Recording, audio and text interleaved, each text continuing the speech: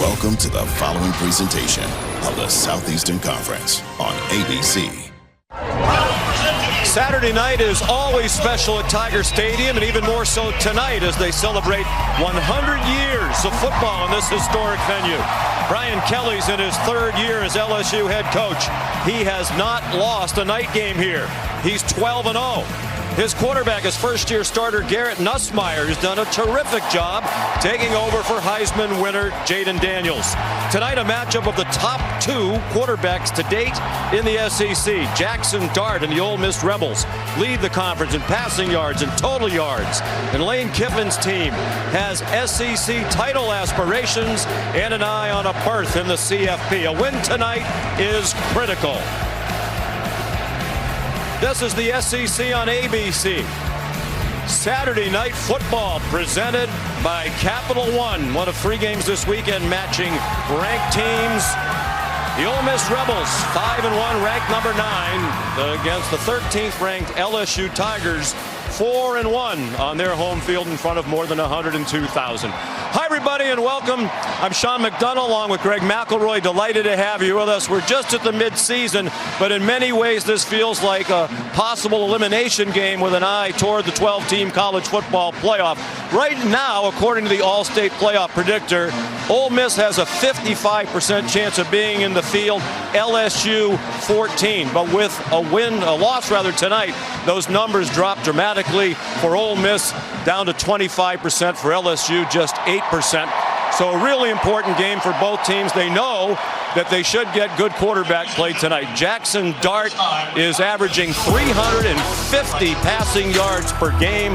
That leads the SEC. It's third in the country behind Cam Ward of Miami and Kyle McCord of Syracuse. And second in the conference is Garrett Nussmeier at 330 pass yards per game. That is fifth in the country. We knew Jackson Dart was good. It's his third year as a starter. We didn't know what to expect from Nussmeier. Boy, he's been terrific. Man, he has blown us away with his comfort, with his control. The first thing you see, he's an effortless thrower. The guy doesn't even look like he's trying. The ball just jumps out of his hand. Easy three-step drop and a hitch, flick of the wrist, and it's 35 yards downfield. Absolute strike. Then you look at the windows that he's comfortable throwing into. This is about as good a coverage as you'll find, and he fits it on the seam to Mason Taylor. Just a perfect throw, but you can really tell a quarterback's command with how he's anticipating throwing the ball before the receiver gets out of his break. And you don't usually see this from a guy with just a handful of starts under his belt. He's calm, he's comfortable, and LSU's coaching staff, they think he's their very best player. And the key to tonight's game could well come when the Ole Miss offense is on the field against an LSU defense that has struggled. As a matter of fact, they are last in the conference, the Tigers, in pass defense. They are, and Jackson Dart is so good pushing the ball down the field. He's got an outstanding receiver core, but it's really about manufacturing big plays against LSU. They have good personnel and good pass rushers, but Jackson Dart, 35 completions this year of 20-plus yards. That's second most in college football. That might be really important tonight against LSU. Many of those to Trey Harris, who is the nation's leading receiver to this point of the season. He's a question mark with a lower leg injury. With more on that down on the field, here's Molly McGrath. Yeah, Sean, Harris missed the second half of last week's game with the right ankle injury, but head coach Lane Kiffin confirmed Harris will start tonight, saying he is not 100% healthy, but in Trey's mind, he was going to play in this game no matter what. And Kiffin stressed there will be no limitation to how much Harris plays, saying our offense is so much better when he's on the field. He's the best receiver in the country, makes us so much harder to defend, so we will play him as much as needed tonight. And guys, Harris moved really well in pregame warmups. They are ready for the 113th edition of the Magnolia Bowl, dating back to 1894. We'll have more from Baton Rouge in just a moment. The Nissan pregame drive is next, after this message and a word from our ABC stations.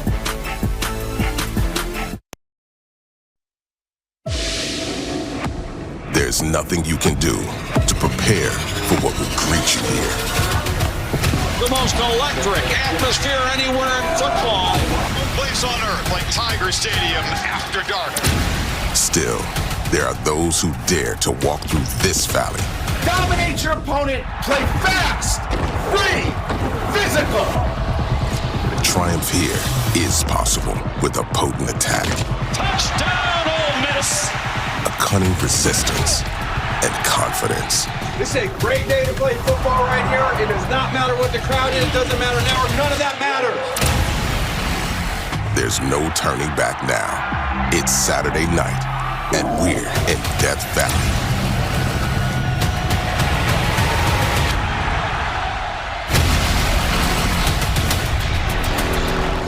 Back at Tiger Stadium, here's Molly with Brian Kelly. Coach, you won the coin toss and chose to receive. What does that say about the aggression that you want to see from your team tonight on offense? Yeah, I just feel like the strength is our offensive line and Garrett Nussmeier getting the ball in their hands right away, settle our football team in. All right, thank you, Coach. Thank you.